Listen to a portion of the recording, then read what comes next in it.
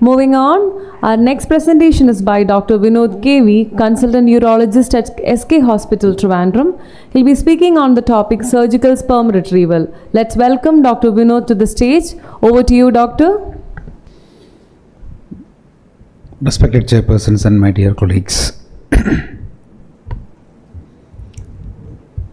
First of all, I thank Jason sir for giving me an opportunity to be a part of advances every year, and I happen to have closely associated with him for long years.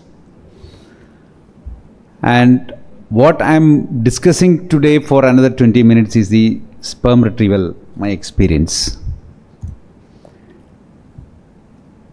So as an andrologist, we are more closely linked to embryologists. I know the number of embryologists here are very less, but we are more discussing with embryologists because they are the ones who decide whether you are okay or not in the operating table. And we were lucky that when we started practice, the ICSI is already there, and we have that the confident embryologist telling that a single sperm is enough for ICSI. So we were all happy that we can treat azoospermia as well as we need to take only 1 or 2 sperms.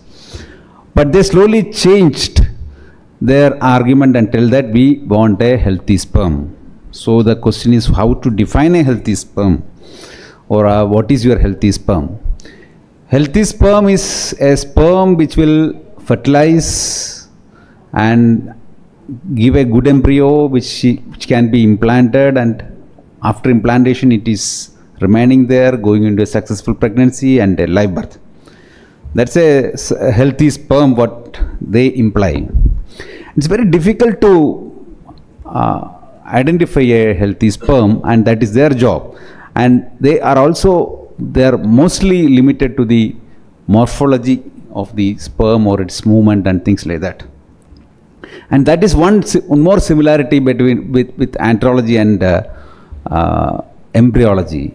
Embryology is stuck at that morphology part, and as you see in the coming slides, andrologists are also finding the limits of expansion at the morphology. I will explain you in the further slides. So I will take you to a common example why the healthy sperm is a big issue.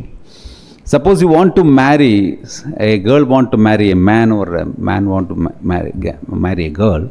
How would you identify? If it is like the Swayamvaras which happened some time back in the ancient India, you will have so many people there sitting. You see them. If they are good looking, they are healthy, you can accept. There is no other way. You have no other way of assessing it. But at the same time, a healthy man who is good looking can be an important. He can be a mentally retarded person. He may be a criminal or anything. So this is a similar situation which happen in the case of fertilization also. You may see a sperm which is very good looking, but it may not work well. So what is the demand of our embryologist? First of all, andrologist, please give us at least a single sperm, but preferably sufficient sperm so that we can choose. We should not ask you to marry this particular male itself. We want multiple choices so that we can choose and select. And they have so many methodologies to choose a better sperm, even though with so many limitations. And as a surgeon, our concern will be to produce less morbidity to the patient, because the patient is going to ask you, what have you done, and I have so many problems. And minimal damage to the testis, because if this IVF or if this ICSI cycle fails, maybe you have a success rate of 30 to 40%, that means at least 1/3 of them is going to come back. Then again you will be asked for some sperm retrieval, and you have to retrieve at least 1 or 2 sperms.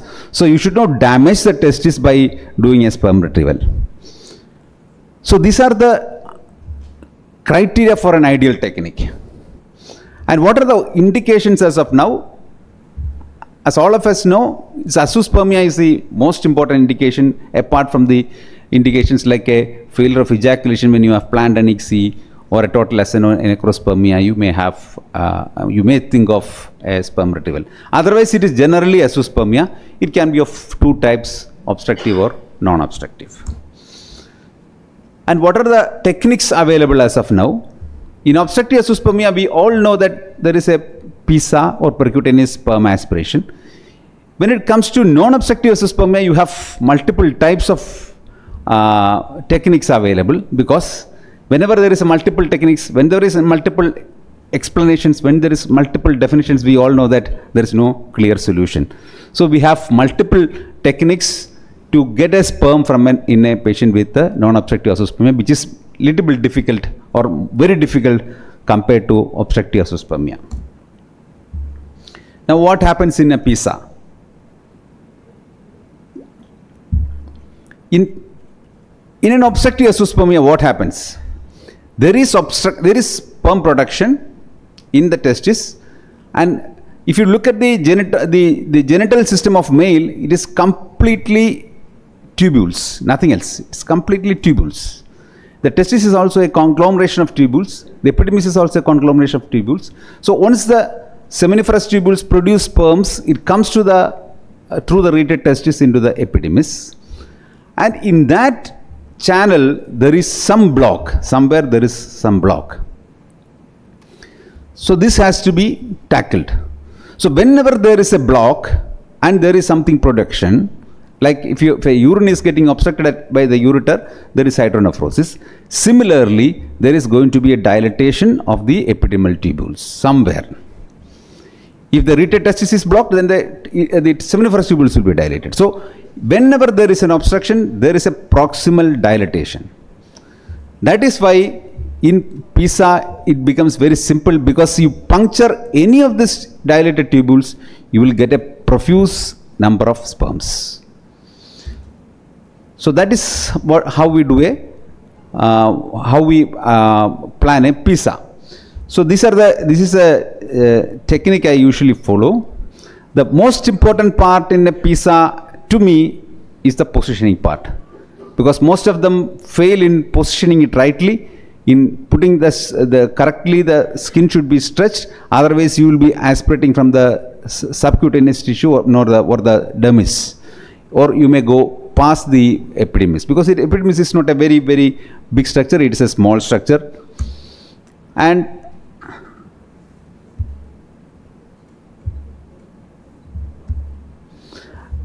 the preparation, there are different types of. Some people use tuberculin syringe. I prefer to use this type of cannula, which is easily available. It is prepared with a solution, and aspiration, most of you may be knowing. The only thing is, in PISA I select the smallest needle available, because I am going to aspirate a fluid. I don't want to puncture epidermis with a large needle and produce fibrosis, because if needed, I want to go once again. So it's the smallest needle I use, and I aspirate, and sufficient. You will get sufficient sperms. But non-obstructive azoospermia is not that simple. What is the logic in looking for sperms in non-obstructive azoospermia? Non-obstructive azoospermia means the spermatogenesis is not there per definition, but there are mosaic areas of sperm production, spermatogenesis. We are targeting those that areas or patchy areas or isolated areas of sperm production. So how do you target those areas? It is just by chance, nothing else. So in the picture you can see multiple areas. How do you approach it? You strike a needle. If you get it, you get it. Otherwise, you don't get it. So it is merely by chance. So what is your routine protocols? Usually I do 3 biopsies in a testis, maybe 4, and the upper, middle and lower, maybe sometimes 4. On both sides you can try if it is there.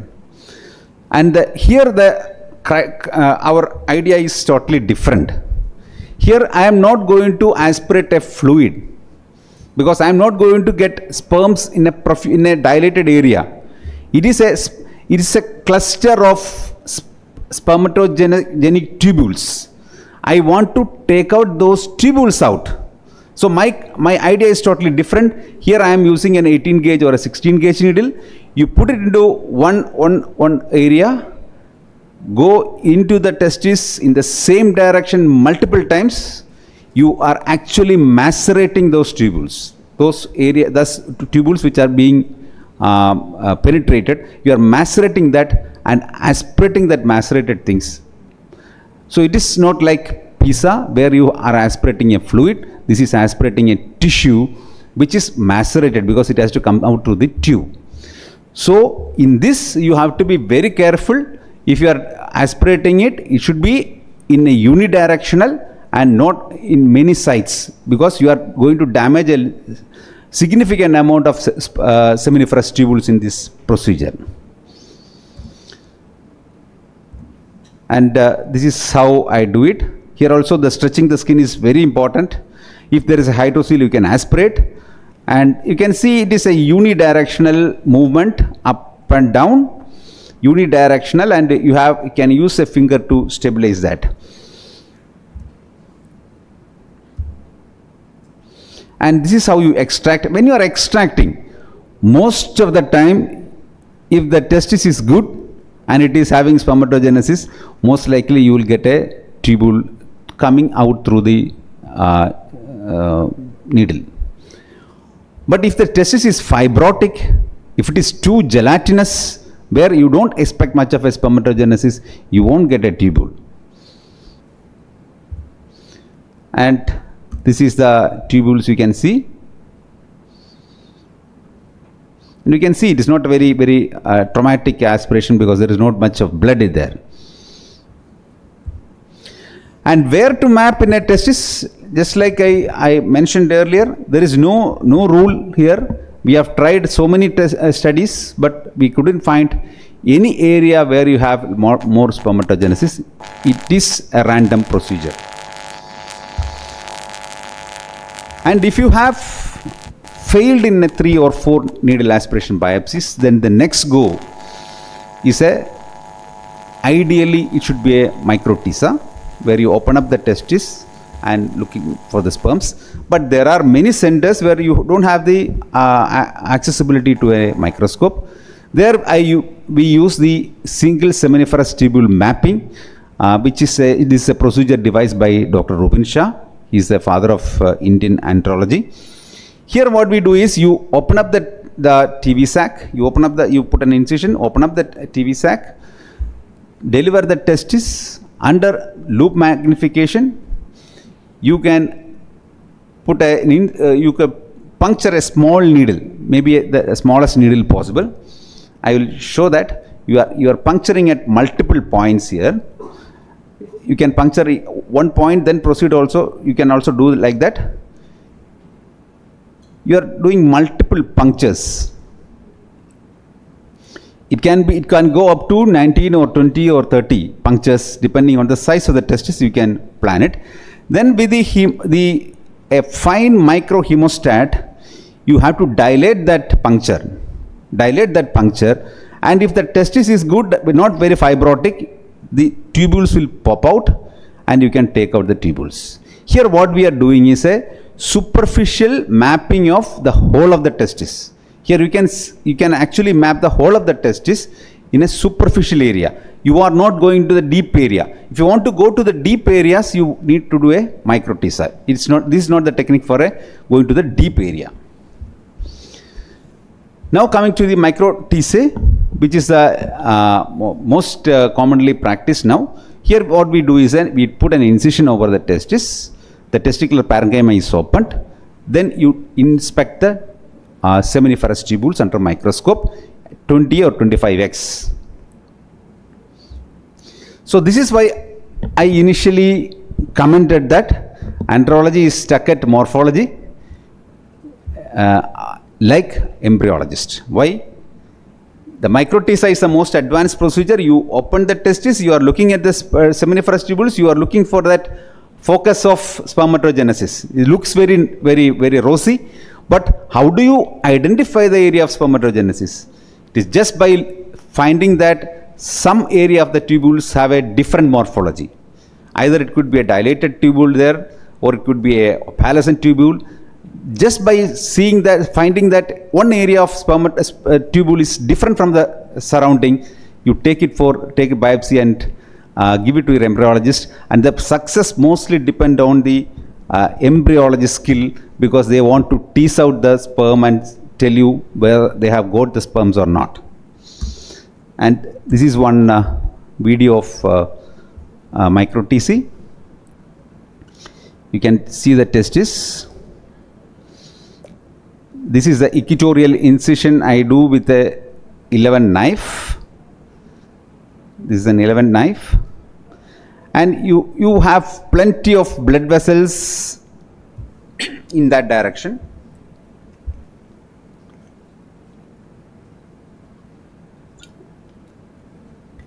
Then with the hemostat, you hold the tunica albuginea to that parenchyma, because otherwise, this is very essential step, otherwise you will be completely devascularizing the testis, because the blood supply comes like that. Then by examination under a microscope, you will see some area of tubule which is different from the surrounding tubules, and you take it for biopsy. This is very difficult if you have a large testis. It is better if you can see that area is little bit different. So we are taking the biopsy and you will get a sperm. So to conclude, my approach to sperm retrieval is, first of all, the first attempt is the best attempt, and whenever I get a call for sperm retrieval, whether it be PISA or TISA or whatever it is, I usually dedicate 2 to 3 hours. Trust me, that is the time we allot, because it may go up to any duration. And our aim is to obtain sufficient sperms, reduce morbidity, and reduce testicular damage. And the most important thing is, suppose your needle aspiration biopsy fails, you go for SSD biopsy.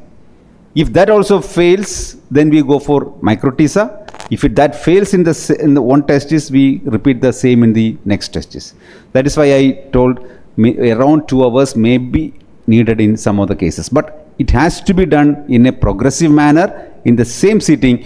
If you are poking the needle, then the damage will be repaired maybe after 3 or 6 months. Then patient has to wait for that many time for a next micro-TISA. So you have to be prepared completely before starting this procedure. Thank you. Thank you so much, Dr. Vinod, for that informative session.